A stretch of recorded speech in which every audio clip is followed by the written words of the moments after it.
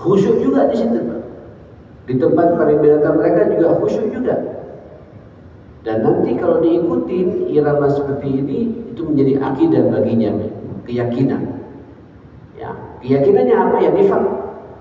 Biasanya orang nifak, kemunafikan seperti itu karena kepentingan urusan dunia, jemaah sekalian.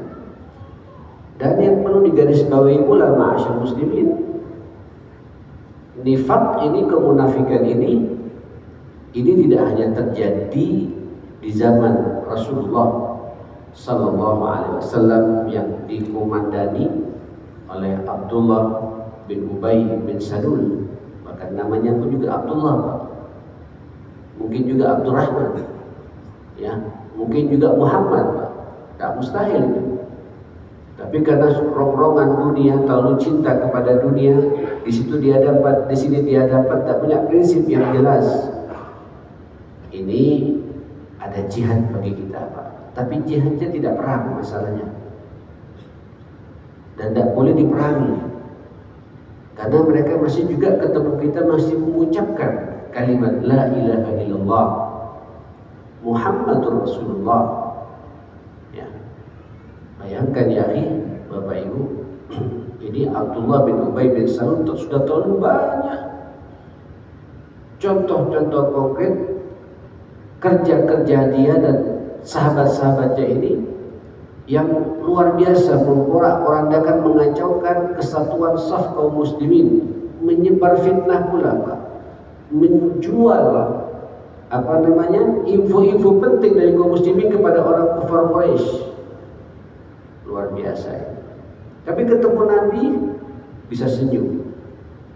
Bapak kalau lihat dalam sirah Nabawiyah di kitab Ar-Rahiq Al-Maktum itu, ketika Nabi hijrah, Pak, setelah 13 tahun itu Nabi tidak kondusif dakwahnya di Mekah ini, maka diperintah untuk hijrah ke Yathrib, ke Madinah.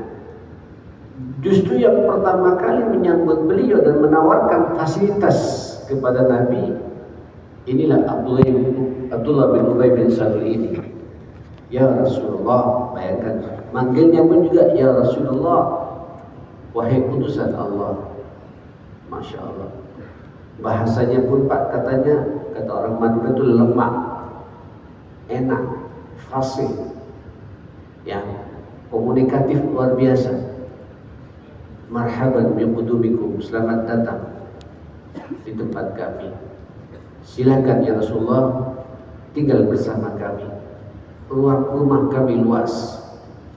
Rumah kami di belakang juga ada halaman tempat istirahat. Rumah kami. Baik.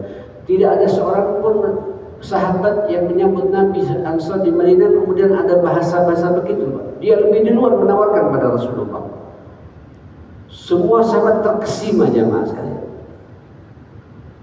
Ikhwatal iman, Bapak Ibu yang dimuliakan Allah Subhanahu wa taala, tapi Nabi diam, Pak. Tidak menjawab. Sambil dia mengatakan, ikutin saja perjalanan ontaku ini.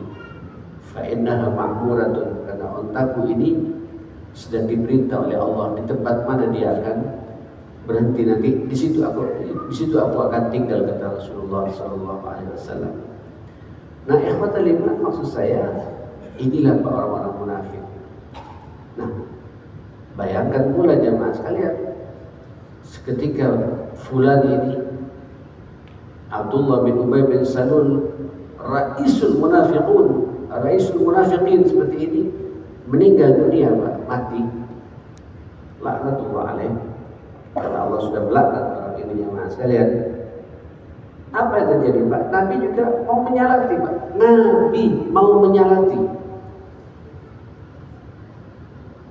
Saya tidak bisa bayangkan. Di perang Badar khianat, Pak. Di perang-perang yang lain juga mau sahabat untuk tidak ikut bersama Nabi. Terlalu banyak nanti ayat-ayat Allah yang berbicara kepada kita tentang masalah ini, ma'asyar muslimin. Nah, saudara yang dimuliakan Allah Subhanahu wa taala, Nabi Muhammad Sayyidina Umar tidak kuat, ma'asyar muslimin. Ya Rasulullah, innahu munafik. Ini orang sudah munafik ya Rasulullah. Sudah jelas. Kata Nabi, "Ma baluka ya Umar?" Ada apa denganmu ya Umar? Lalu nanti aku menjawab apa kepada umat ini? Muhammad tidak mau menyalati sahabatnya, umatnya. Baru saat itu turun ayat kepada Nabi SAW melegitimasi pendapat Umar. Memang banyak sekali pendapat Umar bersesuaian dengan ayat yang turun kepada Rasulullah SAW. Luar biasa jemaah sekalian. Sampai kata Allah, janganlah engkau menyalati dia, berdiri di atas kuburannya, mendoakan dia. Baru Nabi meninggalkan tempat itu dan tidak menyalati Abdullah bin Ubay bin Salul ini. Tapi yang saya garis bawahi ma'asyar muslimin, Nabi sudah berdiri mau salat. Karena Nabi menghukumi orang ini sesuai secara zahir. Apa yang dia lihat, dia ke masjid, dia sudah obat. Nabi juga pasti berharap siapa tahu orang ini sekali waktu akan dibuka hatinya oleh Allah Subhanahu wa taala. Nah, saudara, kita pun juga begitu, Pak. Nah, masalahnya sekarang tidak ada nabi, Pak, yang akan menjelaskan kepada kita bahwa fulan munafik, fulan munafiqah dan lain sebagainya, tidak ada, Pak. Tapi sinyal-sinyal itu kadang-kadang kita merasa ada di tengah-tengah kita. Maka kewajiban kita ma'asyar muslimin mendakwahi dia. Ini jihad kita, Pak. Mengarahkan dia, membuka aib-aib dia secara pribadi di hadapannya. Langkah-langkah dia, langkah-langkah tidak benar, sampaikan, Pak, sesuai dengan kemampuan kita masing-masing. Nah, saudara, biasanya sabda Rasulullah sallallahu alaihi wasallam, orang-orang munafik itu sinyalnya itu kelihatan dengan 3 tanda.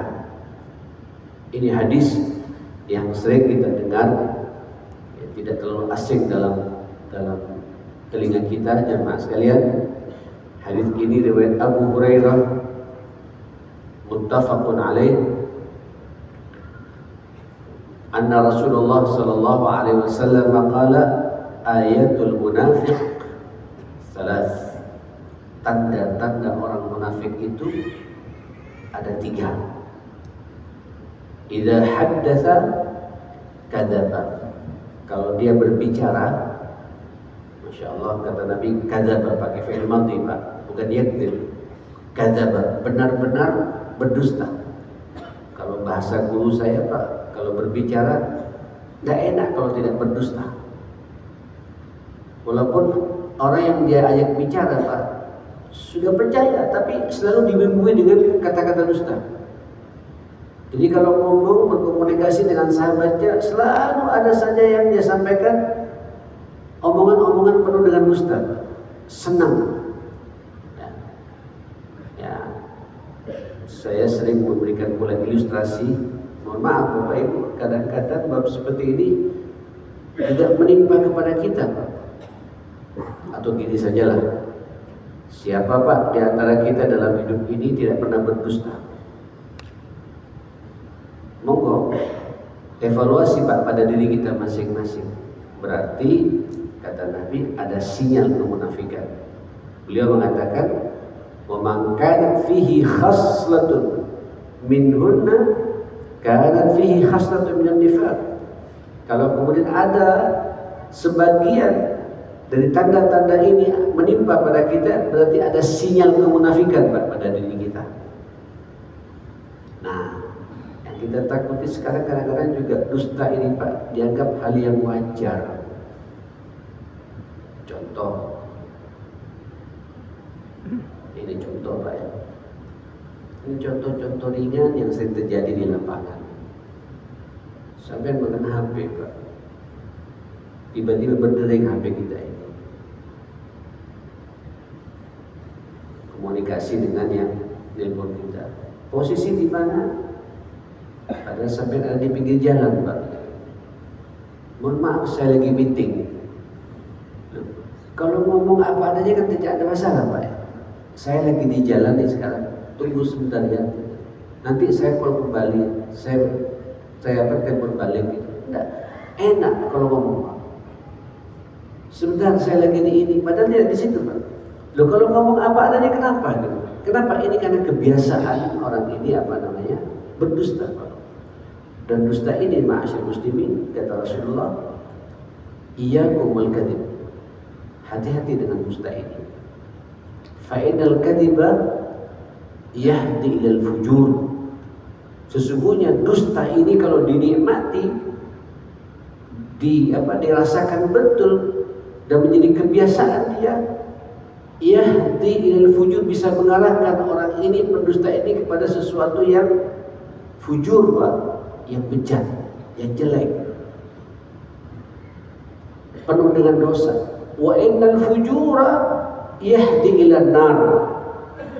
Dan fujur ini, Pak, karena dusta yang kita lakukan bisa mengarahkan kita ke nerakanya Allah Subhanahu wa taala. Wa innar rajula la yakdzib summa yakdzib, na'udzubillah, hatta yuktaba indallahi kadzdzaba.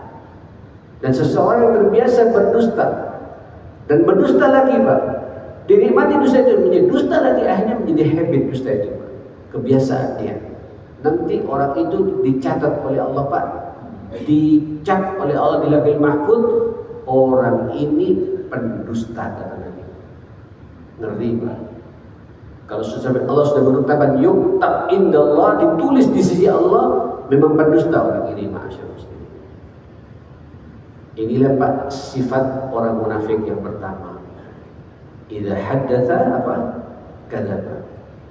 Wa idza wa'ada akhlafa. Kalau berjanji penuh dengan khianat. Nah, penuh dengan pengingkaran, ma'asyar muslimin. Bapak Ibu, kalau bahasa guru saya juga gitu, Pak. Jangan hanya mengingkari, tapi tidak enak kalau menepati janji itu. Utang sama orang, ada urusan utang piutang, janjinya, Pak. Insya Allah sepekan saya kembalikan. Sepekan, Pak, waktunya tiba. Barang yang mau dikembalikan sudah siap, Pak. Uangnya juga sudah ada. Terus datang, Pak, orang yang meminjamkan pada orang ini, mau menagih hutangnya, berdusta lagi, Pak, dan sekaligus mengingkari janjinya. Ya Allah, pakai nama Allah lagi, Pak. Sampai kurang cepat, baru saja ada orang ambil duluan, gitu. Padahal tidak ada orang, Pak. Sudah berdusta, mengingkari janjinya, Pak. Janji 1 pekan, tidak ada juga. Kalau gitu ketemu pekan depannya, datang lagi pekan depan, Pak, dikasih cek. Cek itu ceknya mundur juga, Pak, 1 minggu lagi. Bayangkan, kemarin sudah tidak ditepati, datang lagi 1 minggu janji lagi, begitu datangi dimundurkan lagi, Pak. Tapi karena sudah ada kertas carik begitu, cek, diterima daripada tidak. Begitu tiba waktunya tanggalnya, Pak, untuk dicoba untuk dicarikan, kosong juga, Pak. Datang orang ini atau telepon, kok kosong gitu. Masa? Padahal tahu, Pak, memang kosong. Cek kosong. Berdusta lagi. Inilah, Pak, sifat-sifat senang, Pak. Ganyang orang itu senang. Merepotkan orang itu senang, jemaah sekalian. Dalam konteks kita, ini para ulama mengomentari, Pak, dalam konteks kita sifat kemunafikan seperti itu biasanya, Pak, dari janji-janji yang ringan dulu, ya. Mau rapat, kita ketemu, ya. Ada sama-sama aktivis masjid, Pak. Rapat pengurus masjid, ditentukan rapat jam 8. Tapi datang, Pak, 9:30. Tidak ada alasan. Senang. Untuk tepat waktu itu rasanya tidak enak. Bahagia kalau kemudian dia datang jam berapa? 9:30. Ini adalah bentuk-bentuk sinyal kemunafikan, kata Nabi Sallallahu Alaihi Wasallam. Oke. Nah, yang keberapa? Yang ketiga, beliau mengatakan, wa idza tumina khana. Ketika dikasih amanat, orang itu selalu khianat. Nah, baik itu amanat kepada Allah Subhanahu wa taala, amanat kepada Rasulullah, amanatnya Allah, Pak, dia khianati. Allah menyuruh kepada kita salat subuh tepat waktu, yang laki-laki suruh ke masjid. Ya, salat subuh, Pak, tapi subuhnya terbit sudah tinggal 4 menit lagi, Pak, baru bangun. Kadang-kadang ada juga sampai matahari sudah terbit baru bangun. Salat, khianat pada Allah Subhanahu wa taala. Allah menyuruh kepada kita dan melarang kepada kita untuk menjauhi muamalah yang berbau riba, Pak. Rentenir segala macam. Tapi justru dia menikmati, Pak. Dia khianat kepada aturan Allah Subhanahu wa taala. Ini kalau khianat kepada Allah, Pak. Kalau khianat antara kita semua manusia, Pak. Ada sekarang fenomena pengkhianatan seorang suami kepada istri. Istri juga khianat kepada suami. Orang tua khianat kepada anak. Anak juga khianat kepada orang tuanya. Atau amanah-amanah kita di dunia birokrasi yang sambian menjadi ASN, ya, aparatur sipil negara seperti itu. Dalam janjinya, Pak, kontrak kerjanya, apalagi sudah diangkat menjadi pegawai negeri sipil betulan, jamaah sekalian, sudah tanda tangan, tahu, Pak, dengan bahkan bersumpah atas nama Allah Subhanahu wa taala juga akan datang tepat waktu, saya akan menjaga amanah yang diberikan pada saya. Ya, saya akan dituntut macam-macam, Pak. Dia tahu betul. Tapi begitu dia sudah masuk, menghalalkan segala cara. Ini juga adalah sifat-sifat kemunafikan. Ada satu lagi, Pak, tambahan dari Nabi. Ini hadis muttafaqun alaih dari Abdullah bin Amr bin As.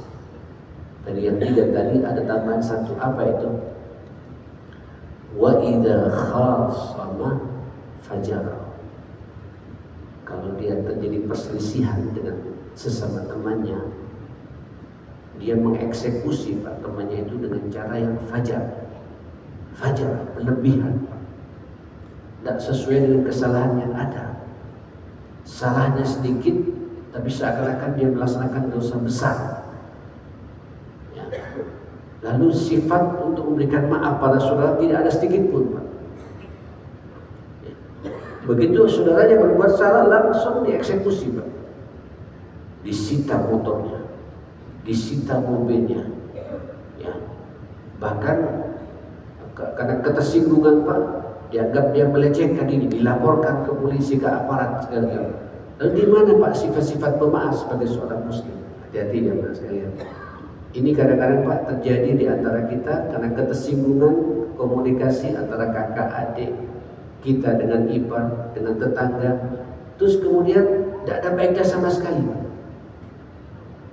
Salah sedikit seharusnya kita sebagai umatnya Rasulullah, dan Allah merintahkan kepada kita, wa ta'fu wa tasfahu fa huwa khairul lakum. Kalau kalian memaafkan dan berlapang dada, membuka pintu permaafan kepada saudaranya, itu sesuatu yang sangat baik di mata Allah Subhanahu wa taala. Tidak ada. Salah sedikit digunting orang itu. Bahkan tidak sesuai dengan kesalahannya. Tidak hanya dia, Pak, yang dirusak, bahkan keluarga besarnya pun juga dirusak, ya, Mas, kan? Sampai orang ini kredibilitasnya hancur.